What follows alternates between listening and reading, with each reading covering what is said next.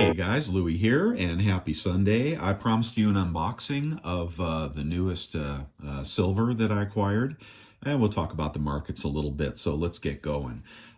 These are still on the market, and what I'm going to show you, I think I might have to pick up, let's see here. Let's see if I can get a better view of that. These are the latest release in the Queen's Beast Completer category. Okay, and Queen's Beast goes back several years, as you know, possibly one of the most successful series of all times by the Royal Mint. And of course, people collected those, and then at the end of that series, actually after that series had ended, and the display boxes were all filled up with all 10 2-ounce coins, they came out with the round completer coin. Okay, now this is another variation on that. This is the square completer coin. And my suspicion is that people that collected the first set, and there were thousands and thousands of people that collected that set to really great profits, actually, will probably also want this one. This is the 1 ounce, all right, which is beautiful and comes in a little blister pack. And then this is the, woo, there it goes. This is the 10 ounce. Okay, so we've got the round coin in the middle, or image in the middle, which is consistent with the first completer coin, or collector coin they called it as well. This one is a square format. It is a bar, not a coin, and there it is. It is 49 silver. Okay, from the Royal Mint. And of course, anything from the Royal Mint, you have to worry about spotting, milk spotting, right? But these are still for sale. I think I got these at BGASC, but I think SD Bullion still has them. I think they're around $3.90 right now for this 10-ounce bar, and around $40 for this 1-ounce bar. They are not coins. And I'm going to show you what I picked up. I did buy these in quantity because I think they're a pretty good investment. So I saw the quality of this and definitely wanted to get more of these. And my sales tax limits are quite high, so I got a bunch of them. All right, so let's go ahead and do the unboxing of the remaining bars that I bought. Here's another bar from the Royal Mint. A variation on Una and the Lion. These have also done very well. And if you want other Royal Mint products, this is the Odin bar, okay, in their God series. Also a pretty bar, not doing quite as well as I had thought, but the collector market is a little depressed right now. All right, so let's get to the unboxing, and here they are. All right, complaint right off the bat, let me get you zoomed out here. Complaint right off the bat is that this little box here, which is quite heavy, came in a box barely bigger than this. And of course, when FedEx hands that to you, they know it's silver. They probably know it's silver. And I don't really like that. Whenever I ship anything with this much weight in a small box, I try to put it in at least a medium size USPS box, you know, the size of those, so it doesn't stand out, you know, steal me or rob me. Anyway, they chose to send it in the smallest possible box they could, with minimal bubble wrap or packaging. All right, I got to get my invoice out of here, and we'll put that down. Let's go ahead and grab that out. And I don't know what the quality of these will be like. BGASC is not my favorite dealer. I got these for $3.79 back on April 28th. Paid with an ACH, and it took them, I don't know, a couple weeks to ship these, or a couple weeks for me to get them. But a good price at $3.79. The reason I bought the 10 ounce over the 10 ounce over the 1 ounce is that there are 70,000 of the 1 ounce versions, and there are 6,000 of the silver versions.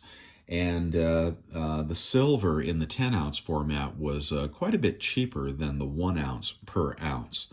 All right. Now, if you are looking for this in gold, I believe right now SD Bullion, I think has the 1 ounce gold for about between 33 and 3,400, under 3,400 an ounce. Collectible gold. It is a bar, not a coin, to the best of my knowledge. And they made 5,000 of the 1 ounce gold. All right, so 70,000 of the 1 ounce silver, 6,000 of the 10 ounce silver, 5,000 of the 1 ounce gold. So my money is, I'm not a big gold collector. I think you really have to have pretty heavy wallet to be collecting gold. But I think that'll do well in the aftermarket if you are collecting gold and you're willing to pay a small premium over, you know, a typical sovereign gold coin. But anyway, here are the 6 that I bought from BGASC. They were in stock, then they went out of stock, then they came back, and here's how they have come, with a rubber band around them. I'm not sure what the purpose of that is. They could have taped the bubble wrap. Let me just go ahead and snip this. And we'll talk about the markets in a minute. There we go, snipperoo. Okay, so let's see if the quality is the same as the first one, which was immaculate. And I don't like the fact that they crimped the shrink wrap here, because that will ultimately crack and then you're going to get tarnish. But let's take a look. Let's see how these are looking. Beautiful. Not a spot on there. Beautiful. Number 1 looks good. But I'm not fond of BGASC as a seller. There we go. Looks good. Again, they had to crimp that plastic wrap. There are capsules for these, but I have not figured out where to buy them yet. But I have seen them in capsules. Perhaps that originates from the UK, where these rounds are made. Bar round, same thing. That looks perfect. You know, and if you're spending over $2,000 on silver in a market where you're a little worried about prices declining from here with a big stock market crash, takes a bit to get me to buy, you know, silver bars in this kind of environment. I imagine silver was 32 or so when I pulled the trigger on these. But after I saw the quality of the first one I bought, and the first one I actually paid sales tax on because I did not plan on buying more.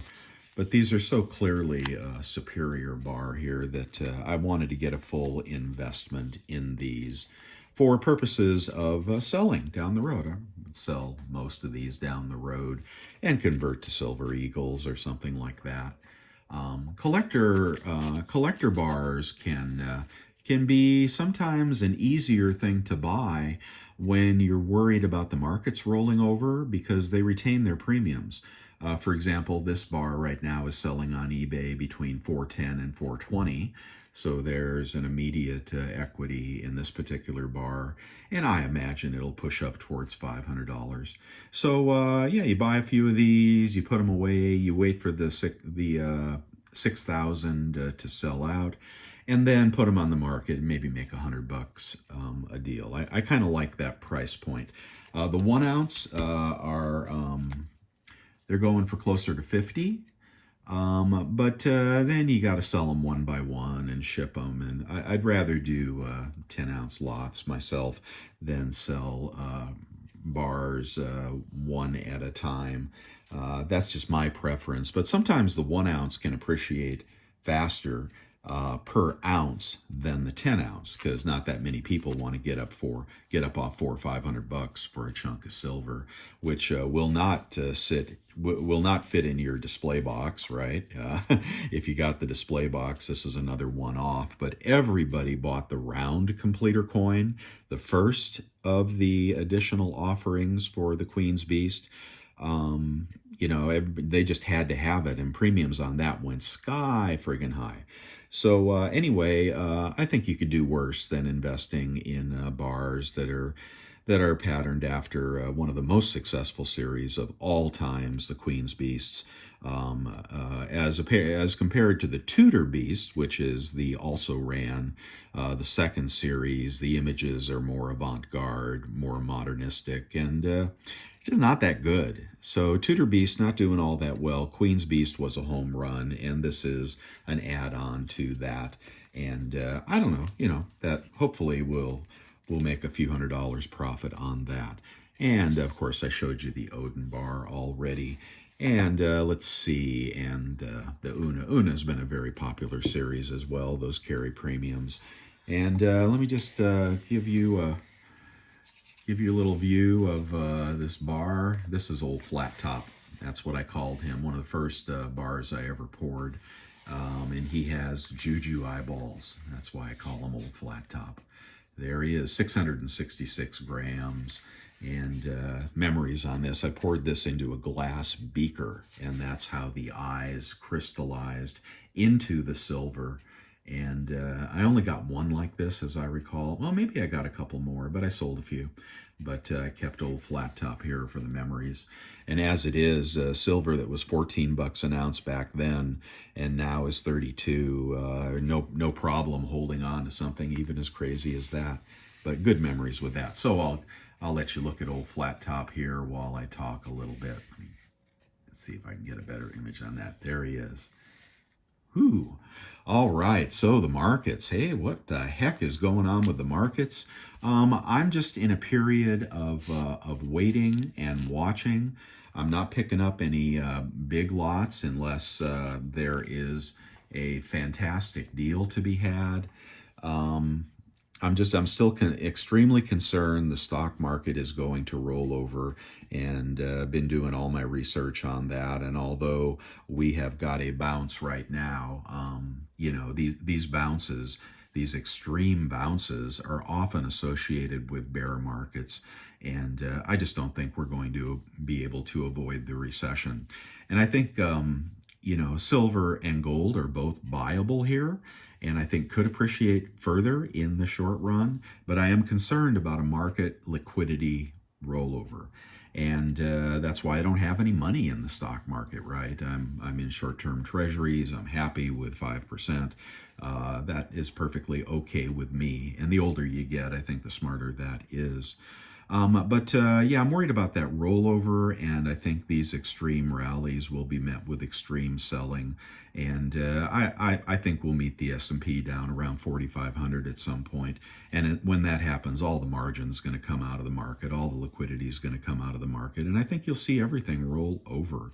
But in the short term, we still seem to be in an uptrend in both gold and silver. Bitcoin as well is in an uptrend, and of course the stock market is trying to recapture its bullish uptrend, and it has not. Okay, it's still in a bear mode here until further notice.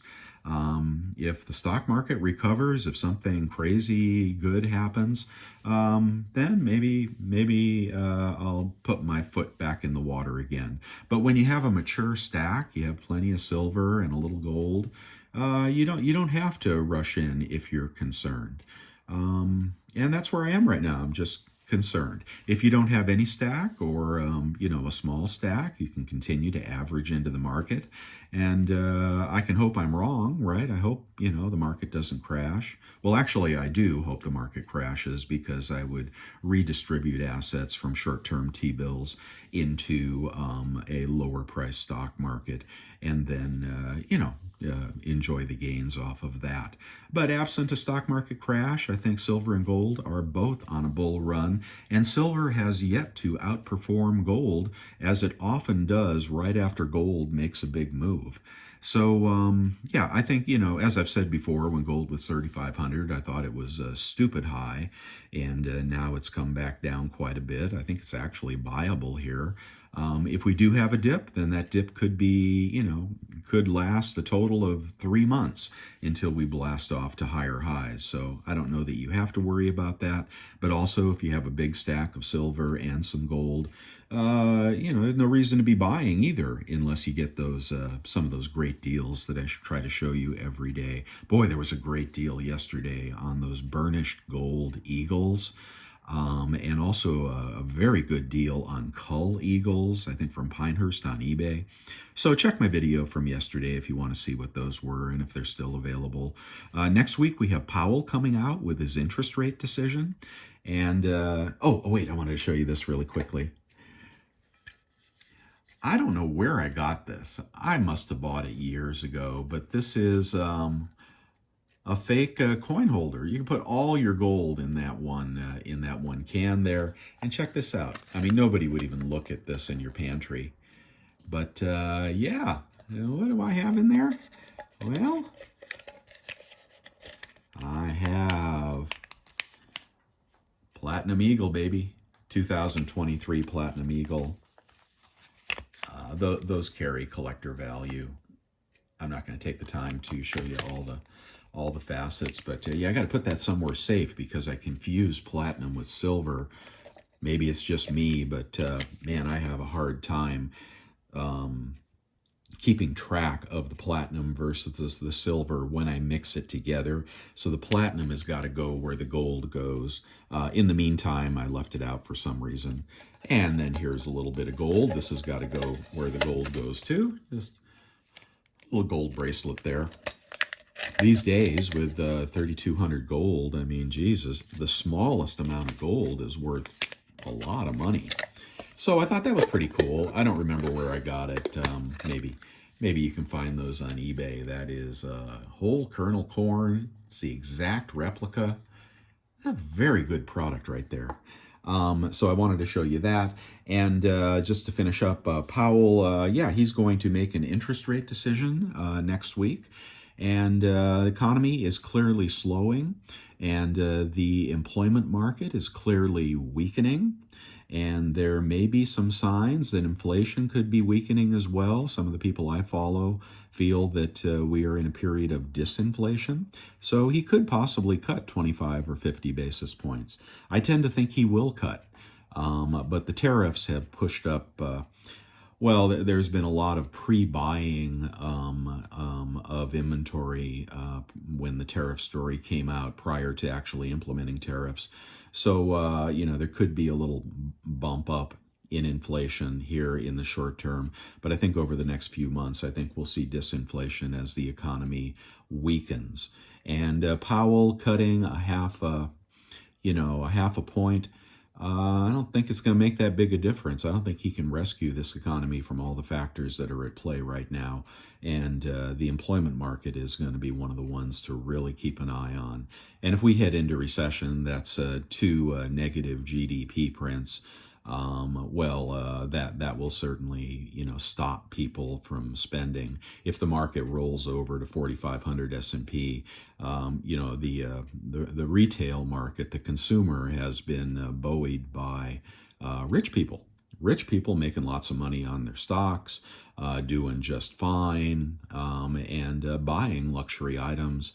They're going to pull back as well if they, lose 20% of their assets, and they're all in the stock market. Everybody's in the stock market, right? You're theoretically stupid if you're not in the stock market, but we will see. Every dog has his day.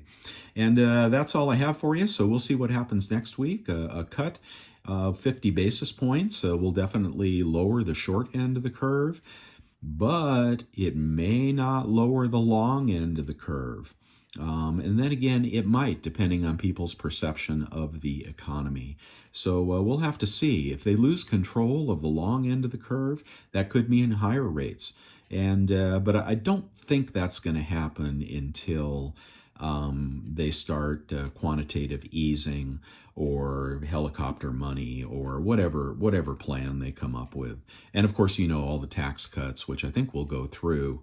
I don't think the cut on Social Security taxes, the cut on tips and wages, the tax cut on overtime, I don't think any of those things are going to happen. But just retaining the current tax structure, is really necessary, but is also unfunded with some of the other spending that's going on. So we'll have to see what happens with the budget plan and the debt limit. I just don't know. I don't know. But happy to have the stack, and liquidated a teeny bit of silver over the last couple of weeks. Nothing big. Just waiting for potentially lower prices, and I hope we get them. And I do think gold at 3,200 or anywhere in the 3,100s is really a good buy for today. And I think silver anywhere near 32 or in the 31s is really a good buy for today. Silver over gold with a GSR of 102, I think it is now. Silver has not made its big move. Okay, and the retail investor has not made, the retail stacker or investor has not made their big move. So we'll just have to see what happens. But silver still owes us a trip to 40, in my opinion, to try to calibrate back to a decent GSR. Will that happen before or after the liquidity crisis and the stock market crash? Well, now we're into second and third derivatives, and I don't know. I just don't know where we go from here, but my bet is markets lower, rates lower, liquidity dry up, banking crisis, stock market crash, and cheaper metal prices over the next 2 months. Let's say sell in May, go away. Okay, so you can hold tight, keep your powder dry. You can buy, and hope what I'm saying isn't correct. But as you can see, I got off some serious money to pick up these collector coins. What are you doing? All right, let me know your thoughts, and I have mine. I'm going to stick to them for now. But you never know. Things change really quickly, and at the end of next week, could be a whole different story. Just don't know. Okay, guys, hope you have a nice Sunday. I'll see you tomorrow.